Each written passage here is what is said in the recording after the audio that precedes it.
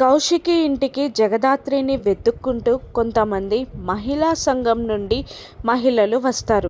అక్కడున్న కౌశికితో ఇలా చెప్తూ ఉంటారు. మేమందరం ఉమెన్స్ వెల్ఫేర్ సొసైటీ నుండి వచ్చాం మేడం.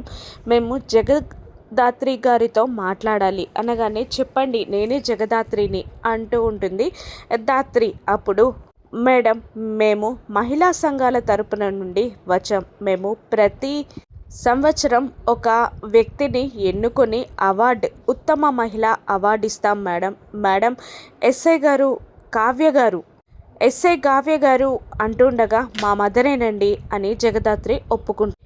ఈ సంవత్సరం ఉత్తమ మహిళ అవార్డుని ఎస్ఐ కావ్య గారికి ఇవ్వాలని మేము నిర్ణయించుకున్నాం మేడం. కావ్య గారు ఆ రోజుల్లోనే భయం లేకుండా చాలా సాహసాలు చేసి చాలామందిని కాపాడారు. ఆ మేడం పేరు మీద నడుస్తున్న అనాథాశ్రమంలో చాలామంది పిల్లలు బ్రతుకుతున్నారు.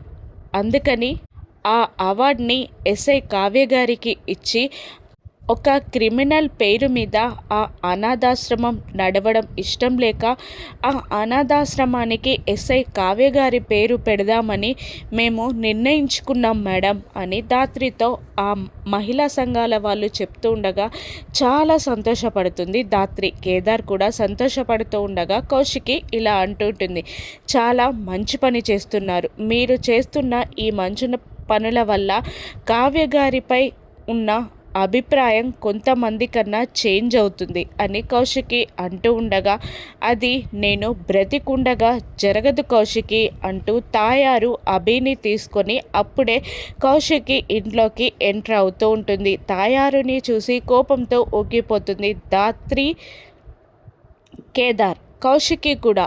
ఇక తాయారు ఈ ప్రోగ్రామ్కి అడ్డుపడుతుందా? జగదాత్రి ఈ ప్రోగ్రామ్ని ఎలా సక్సెస్ చేస్తుందో రానున్న ఎపిసోడ్స్లో చూద్దాం. Thank you for watching.